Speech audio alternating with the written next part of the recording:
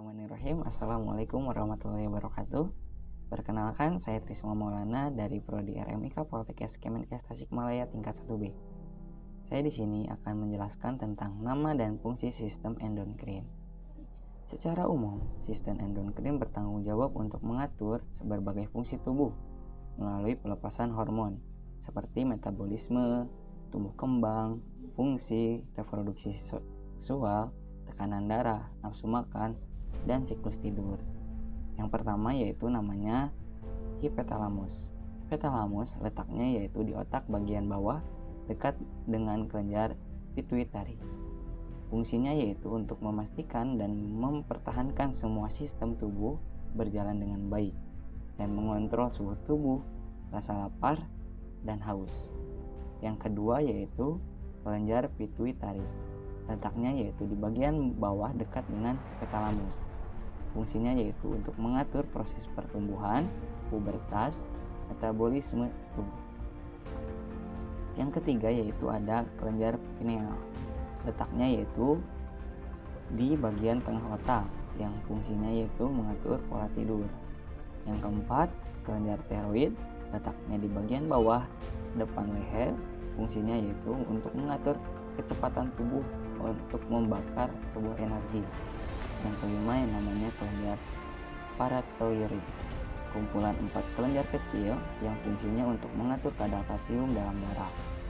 Yang selanjutnya yang keenam yaitu namanya kelenjar adrenal, terdiri dari 2 bagian yaitu bagian luar dan bagian dalam, yang fungsinya sebagai kelenjar stres ataupun yang mengatur kesetresan manusia. Yang ketujuh yaitu kelenjar reproduksi ST atau ovarium, yang fungsinya untuk memproduksi sel sperma dan sel telur atau salah satu yang membedakan antara laki-laki dan perempuan. Yang kedelapan yaitu pankreas, terletak di bagian belakang lambung.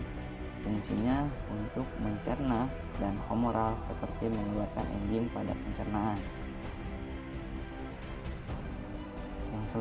Yang selanjutnya yaitu gangguan penyakit atau kondisi patologi tiap kelenjar.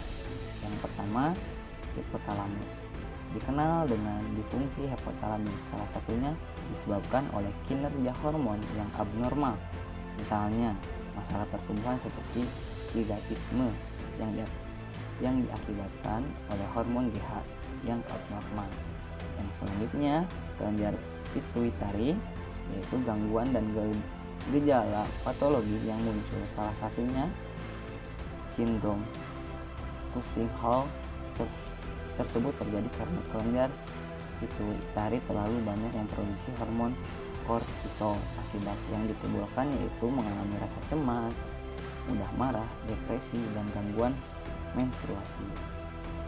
Kelenjar timpal, gangguan yang ditimbulkan adalah insomnia atau kesulitan tidur yang diakibatkan oleh hormon melatonin yang terganggu. Selain itu terdampak pada suasana hati ataupun mood.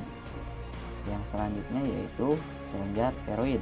Gangguan ini penyakitnya ditimbulkan salah satunya yaitu hipotiroidisme yang merupakan kondisinya diakibatkan oleh jumlah hormon yang diproduksi oleh kelenjar tiroid terlalu sedikit.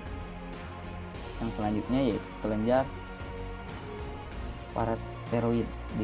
Gangguan dan gejala patologi yang muncul salah satunya yaitu penyakit hipoparathyroidisme yang terjadi akibat kadar hormon tiroid dalam darah terlalu tinggi.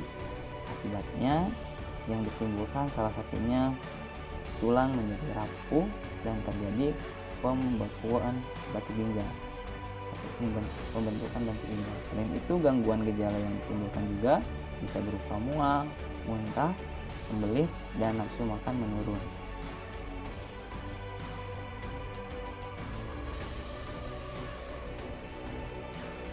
Yang selanjutnya yaitu kelenjar adrenal. Salah satu penyakit yang dapat muncul adalah hipoplasia adrenal kongita, merupakan penyakit bawaan lahir akibat kelainan genetik yang menyebabkan kelenjar adrenal tidak berfungsi dengan baik sehingga mempengaruhi hormon yang diproduksi. Gejala yang mungkin ditimbulkan yaitu gangguan elektrolit atau dehidrasi dan tekanan darah rendah.